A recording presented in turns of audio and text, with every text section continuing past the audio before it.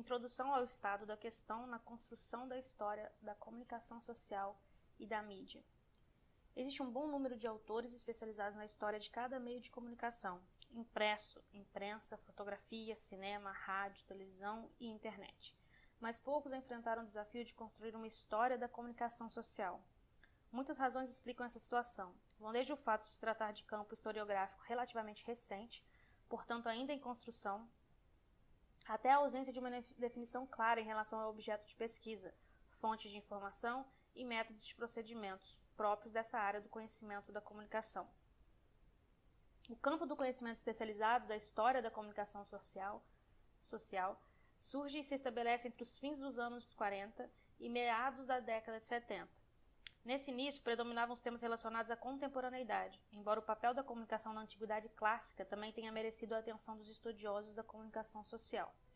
A temática do jornalismo, a imprensa, passou a ser o eixo principal de pesquisa, pela quantidade de fontes históricas disponíveis e pela importância adquirida na sociedade contemporânea.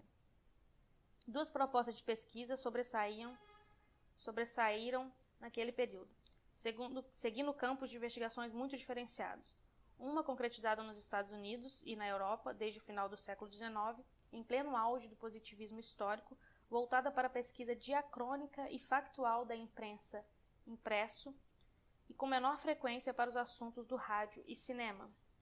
A outra, originária da crítica ao modelo positivista dominante, também em vários países do mundo ocidental, especialmente nos Estados Unidos, atuava no sentido de avaliar os impactos do jornalismo nas recepções, permitindo o surgimento de reflexões teóricas mais complexas do que as propostas pelo positivismo. As consequências políticas e sociais da Segunda Guerra Mundial interferiram no desenvolvimento dessa segunda proposta, iniciando-se dessa forma uma abertura à qual se incorporariam contribuições teóricas e metodológicas derivadas de outros saberes e ciências da área de humanas. Posteriormente à década de 60, as pesquisas da história da comunicação social seguiram dois caminhos bem diferenciados. O primeiro, mais descritivo e universal, procurou identificar nos processos gerais fatores da transformação social de um determinado período, inserindo a comunicação social como um elemento a mais entre os responsáveis pela mudança. A comunicação social, a partir dessa perspectiva, surgia como elemento secundário, perdendo sua originalidade e particularidade na transformação das sociedades. O segundo seguia caminho diferente na medida em que procurava entender de maneira mais restrita o impacto da comunicação social, ou pelo menos dos temas difundidos nos meios de comunicação, nas transformações da sociedade. O impacto da comunicação social, ou pelo menos desses meios de comunicação, nas transformações da sociedade. O segundo caminho nos interessa mais por privilegiar a relação entre as dinâmicas das mudanças sociais e estruturais e o processo de produção, transmissão, circulação social e recepção da informação ou mensagem oferecida pelos meios de comunicação. Dois importantes historiadores ingleses nos ajudam a compreender melhor esta questão. Eric Hobsbawm, em seu livro A Era dos Impérios, 1875-1914, de 1977, afirma que os meios de comunicação, no final do século XIX, se mantiveram ativos e progrediram em razão das mudanças tecnológicas experimentadas naquele momento.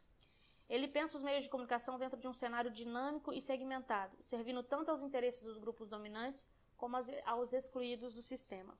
A comunicação social, tal como é compreendida por ele, se insere em um fenômeno social ligado ao meio material, às técnicas e à capacidade de assimilação ou contestação.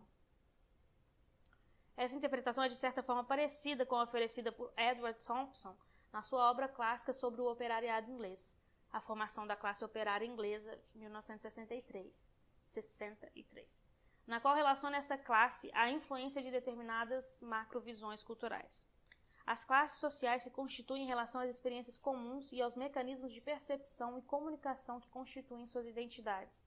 A formação de opiniões decorre desse duplo processo, o fator contextual e a incorporação de valores contidos nas tradições e demais referências culturais com as quais os trabalhadores mantêm contato.